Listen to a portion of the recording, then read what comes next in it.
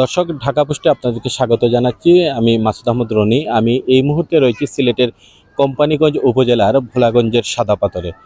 আপনারা জানেন যে সাদাপাথর একটি পর্যটন স্পট সিলেট অঞ্চলের, এবং এটি দেশের অধিকাংশ মানুষদের অন্যতম পছন্দের একটি স্পট। এই পর্যটন স্পটে আপনারা জানেন যে এখানে পাথর চুরি হয়েছে, লুটপাট হয়েছে, এবং প্রকাশ্যেই এখানে পাথর ডাকাতি করে অন্যত্র সরিয়ে নেওয়া হয়েছে। এইখান থেকে পাথর লুটপাট করার কারণে এখানকার যে নৈসর্গিক সৌন্দর্য, সেই সৌন্দর্যে ভাটা পড়েছে। এবং এই যে সাদা পাথর এলাকার যে নামকরণ, যে সাদা পাথর ছিল বড় আকারের, বিশাল বিশাল পাথর ছিল, সেই পাথরগুলো কিন্তু এখন আপনাদেরকে ক্যামেরার মাধ্যমে আমরা দেখাতে পারছি না। কারণ হচ্ছে এই পাথরগুলো গত 1 মাসে এখান থেকে লুটপাট করে নেওয়া হয়েছে। এবং এই ঘটনার কারণে দেশের যারা পর্যটন সংশ্লিষ্ট এবং পর্যটক রয়েছেন, তারা কিন্তু একটি ক্ষুব্ধ প্রতিক্রিয়া ব্যক্ত করেছেন। এবং এখানে আজকে আমরা এসেছি, এখানে যারা পর্যটক আছেন তারা ঘুরতে এসেছেন, এসে অনেকেই তাদের স্মৃতিচারণ করছিলেন যে আসলে এখানে এত সুন্দর একটি জায়গা কিভাবে তো তাড়াতাড়ি ধ্বংস করে দেওয়া হলো। এটি তারা তীব্র নিন্দা এবং ক্ষোভ জানিয়েছেন। সেই সাথে তারা এটিও বলেছেন যে এই ঘটনার সাথে সংশ্লিষ্ট যারা, তারা যেন কোনোভাবেই ক্ষমা করে দেওয়া না হয়, তাদেরকে যেন আইনের আওতায় নিয়ে আসা হয়। আপনাদেরকে একটু বলে রাখি যে এখানকার যারা দায়িত্বে রয়েছে, এখানে বিজিবি রয়েছে, পুলিশ রয়েছে, স্থানীয় যে প্রশাসন রয়েছে, ইউএনও রয়েছেন, এবং জেলা প্রশাসনের তারা যেটি বলছেন যে তাদেরকে কথা বললেই তারা জানান যে আমরা এই সাদা পাথর লুটপাটে ব্যবস্থা নিচ্ছি। এই 1990 সালে কিন্তু পাহাড়ি ঢলে সাদা পাথর সৃষ্টি হয়েছিল, এবং তখন কয়েক দফা এর আগে এখানে লুটপাট হয়েছিল। 2017 সালে এই পাথরগুলো সংরক্ষণের একটি উদ্যোগ নেওয়া হয়েছিল। এবং আপনারা জানেন যে গত বছরের 5 আগস্ট সরকার পরিবর্তনের পর এখানে ব্যাপক লুটপাট হয়েছিল। তখনকার সময়ে এখানকার যারা সংবাদকর্মী রয়েছেন, তারা এই বিষয়টি প্রশাসনের নজরে এনেছিলেন, এবং জেলা প্রশাসনের আইন শৃঙ্খলার মিটিংয়ে কিন্তু এই কথা বলা হয়েছিল যে এই লুটপাট যেন না হয়, এটি রক্ষণাবেক্ষণ করা হয়েছে। এই বিষয়গুলো বারবার তাগাদা দেওয়ার পরেও জেলা প্রশাসন, উপজেলা প্রশাসন বা পুলিশ প্রশাসন তারা কিন্তু কোনো উদ্যোগ নেননি, যার ফলে যে এখানকার যে পরিবেশের ভারসাম্য নষ্ট হচ্ছে, সেই সাথে নষ্ট হয়েছে এখানকার প্রাকৃতিক সৌন্দর্য। এই বিষয়ে আজকে যারা এখানে পর্যটকরা এসেছেন, তারা বেশিরভাগই ক্ষুব্ধ প্রতিক্রিয়া ব্যক্ত করেছেন যে কেন এই রকম জায়গাটি নষ্ট করা হলো।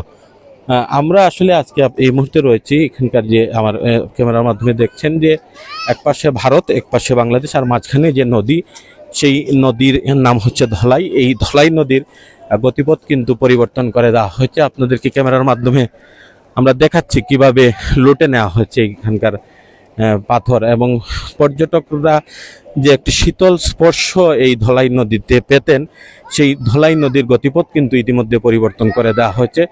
এখানে যে ভারত থেকে যে উজানের ঢল নেমে আসে, সেই ঢল আসছে ঠিক আছে, কিন্তু এই ঢল যে জায়গায় থাকতো, যে পাথরগুলো, সেটি পুরোপুরি লুটপাট করা হয়েছে। আর এই মুহূর্তে আমরা রয়েছি যে সাদা পাথরের, এখানে আমরা একজনের সাথে কথা বলার চেষ্টা করব। তিনি গণমাধ্যম সংশ্লিষ্ট, এবং এই পর্যটন স্পটে তিনি বেশ কয়েকটি রিপোর্ট করেছিলেন প্রকৃতি পর্যটন নিয়ে। আমরা তার কাছে জানতে চাইব, কি দেখছেন আপনি সাদা পাথরের যে অবস্থা? সাদা পাথর আসলে এই মুহূর্তে একটা বিরান ভূমি। দেখলে মনে হবে কোনো যুদ্ধ বিধ্বস্ত কোনো নগরী বা কোন শহর মনে হতে পারে আপনার কাছে। এই সাদা পাথরটি ছিল, মনে করতে পারেন, কোনো শিল্পীর রং তুলিতে আঁকা। এখানে দেশ এবং দেশের বাইরে নানা প্রান্ত থেকে কিন্তু পর্যটকরা আসছেন তাদের মনের কষ্ট বা ক্লান্তি দূর করতে। কিন্তু এখানে এসে এই মুহূর্তে দেখতে পাবেন একদম বিধ্বংস। এই দায়ভার কিন্তু শুধু প্রশাসনকে দিলে হবে না, এখানে স্থানীয়রা, রাজনৈতিক নেতৃবৃন্দ সবাই মিলে কিন্তু এই পর্যটন নগরীকে ধ্বংস করে দিয়েছেন। আপনি মনে করেন সিলেটকে কেন চিনে বাংলাদেশের মানুষ বা বিশ্বের মানুষ, যারা যতটুকু চিনেন, বাংলাদেশে যতবারই কোনো ইন্টারন্যাশনাল ম্যাচ হয়েছে সিলেটের স্টেডিয়ামে, আপনি দেখবেন ইংল্যান্ডের টিম বলেন, ভারতের টিম বলেন, বা অন্যান্য যে টিমগুলো আছে, এখানে একবার হলেও তারা সাদা পাথর বেড়াতে আসতেন। এখন এসে কি দেখবেন? কেন সিলেটকে মানুষ এখন পছন্দ করবে? এই যে ধ্বংসলীলা চালানো হলো, এই দায়ভারটা এখন কার? সরকারের এই ব্যর্থতা কি স্বীকার করতে পারেন না? পরিবেশ উপদেষ্টা কি এই ব্যর্থতা স্বীকার করতে পারেন না? এখানে রাজনীতিবিদ যারা আছেন তারা তো ভোট চাইবেন কয়েকদিন পরে। তারা যে সিলেটকে ধ্বংস করে ফেললেন, তাদের কোনো দায়বদ্ধতা ছিল না সিলেটের প্রতি? যে সিলেটকে যে পর্যটন টিকে রাখতে হলে আমাদের যে একটা কাজ করতে হবে, সেই কাজটা ন্যূনতম কাজ কি তারা করেছেন?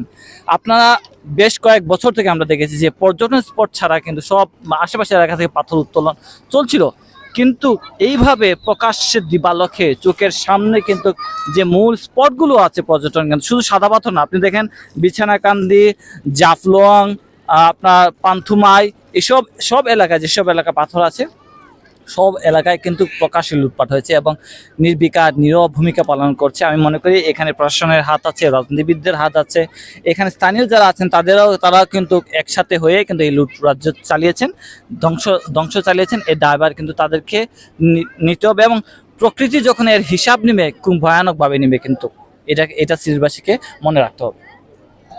যেমনটি বলছিলেন সাকিব আহমেদ মিঠু, তিনি ৭১ টেলিভিশনে কাজ করেন এবং এই পর্যটন স্পট নিয়ে তিনি বেশ কিছু রিপোর্ট করেছিলেন। আসলে এখানে গণমাধ্যম কর্মীদের কষ্ট হচ্ছে এই কারণে যে একটি রং তুলিতে আঁকা একটি প্রাকৃতিক সৌন্দর্যের জায়গাটা যে আমরা এইভাবে দেখতে পাবো, তো ধ্বংসযোগ্য দেখতে পাবো। কেউ কেউ বলছিলেন যে এটা প্যালেস্টাইনের কোনো জায়গা, হতো বা কেউ বলছিলেন যে অথবা ভূমিকম্পের মতো কোনো প্রলয়ের মাধ্যমে এটি ধ্বংস করে দেওয়া হয়েছে। আমরা একজন পর্যটকের সাথে কথা বলার চেষ্টা করবো, আসলে তার কাছ থেকে জানতে চাইবো আপনি কি দেখলেন ভাই, কি অবস্থা?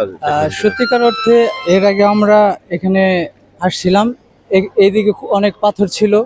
আজকে আমরা এসে দেখলাম যে পাথর তো নাই, মনে হচ্ছে যে কি যেন কি নাই বাংলাদেশে। তো 1 মাস ধরে যদি এইখান থেকে পাথর নেওয়া হয়, এইখানকার প্রশাসন কি তার কোনো খোঁজ খবর রাখে না এই সুন্দর পর্যটন এলাকাটাকে? তো আমি মনে করি এখানে প্রশাসনের কিছু গাফলতি আছে। আমি চাই যারা এই গাফলতির দিকে আছে তাদেরকে আইনের আওতায় এনে তাদের কঠোর একটা বিচার হোক।